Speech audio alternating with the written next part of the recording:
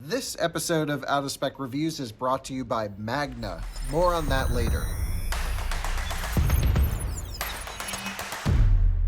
Hey guys, we're in Alaska with an e-tron, but it's not mine. We have joined our friends Gabby and her husband here at their beautiful home here in Alaska, and they're going to tell us why they have gone electric in Alaska. Hey Alyssa, I bet everyone thought in the intro that this was your e-tron. It's not my e-tron. We're getting it to this point. We're going to black it out. Yeah. It looks so good. You guys did a great job modifying it. No, this is how it came from the factory. What? Yeah, this one has this is the black optics pack, right? Yeah, we've got the 2019. Right, we have an older one. So this is Gabby and Edward. This is their e-tron. What year is it, guys? It's a 2021. Ooh, nice. And you live north of Anchorage a little bit in the most beautiful place we've ever been. Look at these mountains in the back. It's absolutely wonderful. Solar panels to boot. And you are one of, I would say, very few people in Alaska that own and run an electric car as a daily driver. Yes.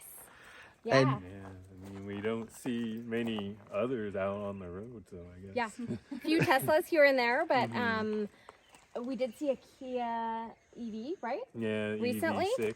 yep. But few and far between. Yeah. And they're great daily drivers if you just figure out how much you drive a day and then factor in some loss for cold weather and winter. But it's been great. So let's definitely talk about all of that. But before we get to it, show me around your car. So it's a 2021 full-size Audi e-tron 55. Has a roughly, I think, about 98 kilowatt hour battery pack, but then 91 usable. So it's got big buffers. So what do you typically charge it to every day? 80% is what we charge to. This episode is proudly brought to you by Magna. Magna is a mobility technology company that is super unique because they touch every aspect of almost every car in the market, especially a lot of electric vehicles, and they even can produce vehicles from the ground up.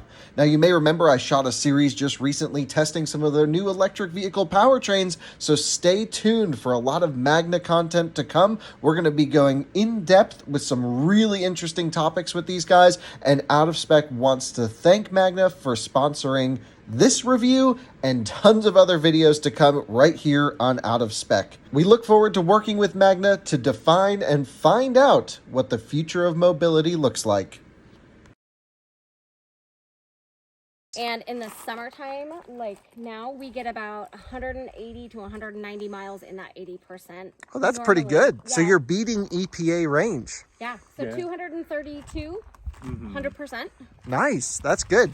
That's really good. But you have the correct wheels on this car. So really good spec wheels. And then the tires you've swapped to all seasons, but I imagine you have to run winter tires for sure. Definitely. Yeah.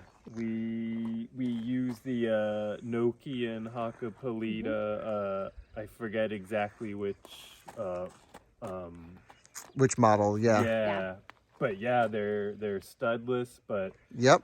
with the Quattro system, they work fantastic. Yep. Yeah, so the Quattro system is really sweet because you have one electric motor in the front, one electric motor in the rear. It can do its own torque distribution, of course. And what kind of snowfalls do you guys see up here? We're at a little bit of elevation compared to Anchorage. So do you get dumped on? I mean, I think everyone in our audience must think, oh, it's Alaska. The snow goes to the top of the trees. So We do get some fairly good dumpings of snow up here, and unlike the closest town to us is Palmer, and unlike Palmer that loses snow throughout their winter, our snow sticks. So we end up accumulating, and then we'll get 8 inches of snow, for some really good storms that we have to go through, which is why, specifically why we chose the e-tron with the air suspension. Oh, good idea. So you could actually raise the car up to gain some clearance. And what drive mode do you typically put it in for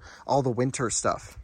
All-road mode for sure. And we can show that, and that'll bring the ride height. Yeah, let's do that now, actually. Hop in, raise this thing up. Let's see what it looks like in full Alaska mode. I got to say, it looks actually pretty super clean. This is comfort mode right now. This is what I like to drive in. Yeah, it's so comfortable to just cruise around. So all you have to do, of course, to raise the suspension, I'll just run in and show the screen, is start it up.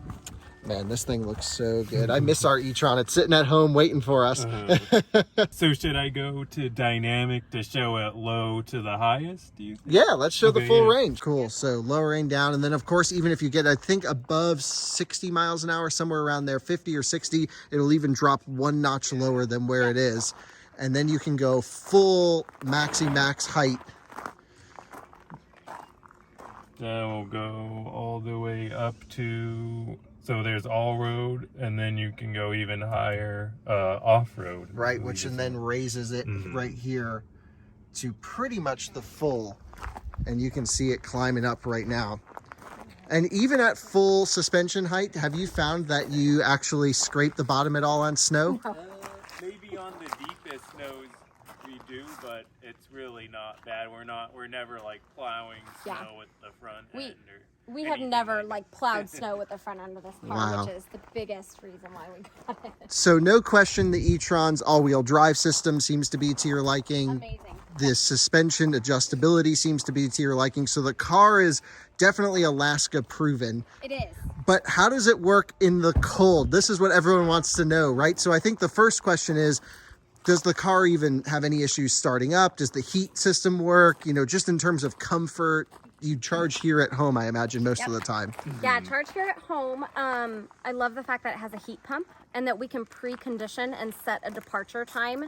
That helps a lot with winter range. But this November, we had one of the coldest Novembers on record where we had week stretches of 30 below.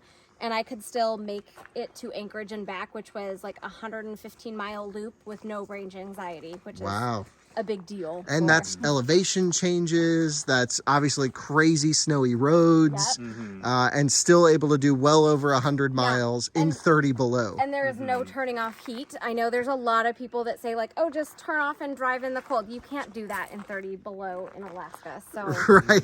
I'm not gonna buy a car and then not be able to heat all the things. Right, so you're running this thing super hardcore in the winter time.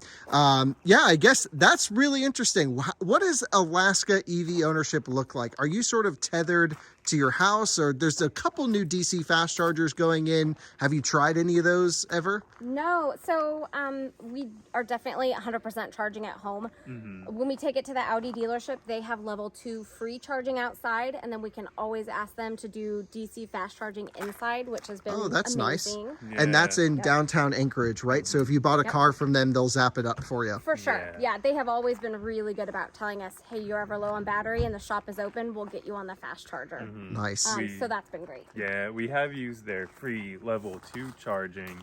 It's these Bosch units, but they're maybe underpowered, so I wouldn't recommend it, especially winter. You'd be there like a long time. Yeah. Do you notice in the winter time when the car's really cold soaked and you plug it in, does it actually take longer to charge up because it has to then warm the battery, or is it pretty much the same as summer for you?